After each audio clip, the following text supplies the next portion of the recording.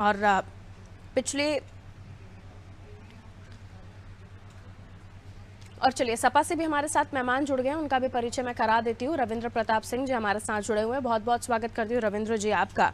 रविंद्र जी, 2024 के लिए अपना मैदान तैयार करने की पूरी तैयारी भारतीय जनता पार्टी कर रही है और अभी से इस रणभूमि में शुरू हो गई है। ये कहा जा रहा है कि उम्मीदवारों के नामों को लेकर भी मंथन अभी से ही चल रहा है, जिनमें यह भी कहा जा रहा है यूपी कैबिनेट के मिनिस्टर्स भी या उत्तर प्रदेश के बड़े नाम भी 2024 के मैदान में सामने आ सकते हैं। हम देख रहे हैं कई स्टेट्स में जो विधानसभा चुनाव हैं उनमें सांसदों को उतारा गया है और उत्तर प्रदेश में यूपी में जो मिनिस्टर्स हैं उनको 2024 के मैदान में उतारा जाएगा। ये कहा जा रहा है कि तैयारियां अभी भारतीय जनता पार्टी में अभी से ही शुरू हो गई इस रणभूमि में जाने के लिए, और आप लोगों के लिए ये बीजेपी की तरफ से मैसेज दिया जा रहा है कि अभी आप लोग यही डिसाइड नहीं कर पा रहे कि कितनी सीटों पर कौन अपने जो रणभूमि में जो आपके रणबांकुरे हैं वो कब कितने उतारेंगे, अभी इन पर ही बात नहीं बन पा रही है। सर देखिए पारुल जी, यहाँ तो उल्टा हो रहा है। भारतीय जनता पार्टी ने 7 सांसद राजस्थान में उतार दिए हैं, 7 सांसद मध्य प्रदेश में उतार दिए हैं, जिनमें से 3 मंत्री हैं।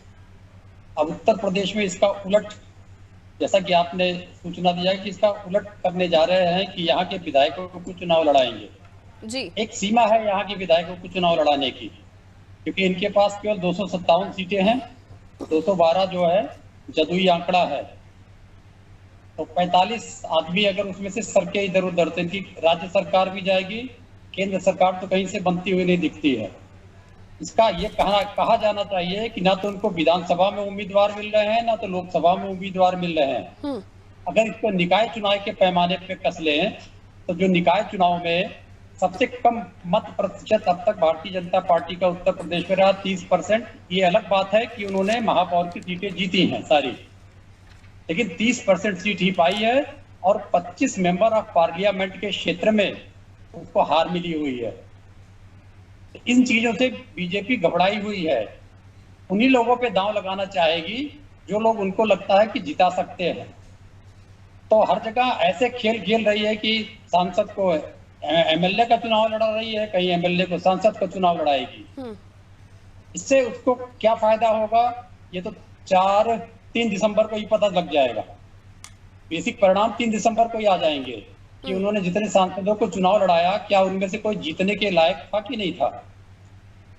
अगर वो उनके ये जो एक्सपेरिमेंट होता है कि 14 लोगों को उतारा उन्होंने असेंबली इलेक्शंस में, अगर वो लोग नहीं जीतते हैं तो शायद जो आप बता रही हैं इस रणनीति से वो गुरेज करेंगे। फिर वो कोई नई रणनीति बनाएंगे एमपी का चुनाव लड़ने के लिए।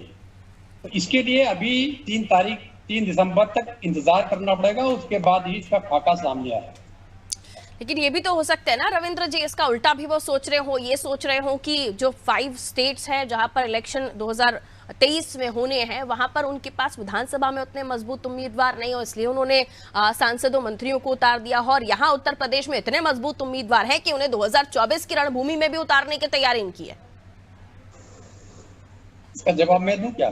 हाँ, ऐसा भी तो हो सकता है ना, दोनों ही तरफ से सोचा जा सकता है। अगर आपकी बात मान लें तो जिस पार्टी के पास विधानसभा में लड़ने के लिए योग्य उम्मीदवार नहीं है, तो मोदी जी के लिए जो महत्वपूर्ण है वो लोकसभा है, विधानसभा नहीं है। तो जिस पार्टी के लिए विधानसभा में लड़ने के लिए मजबूत उम्मीदवार नहीं है, फिर लोकसभा में कहां से ढूंढ के ले आएगी? ठीक है, इसके लिए फिर हम लोग को 3 दिसंबर तक इंतजार करना पड़ेगा। ठीक है, यही इसलिए मैंने कहा कि दूसरे स्टेट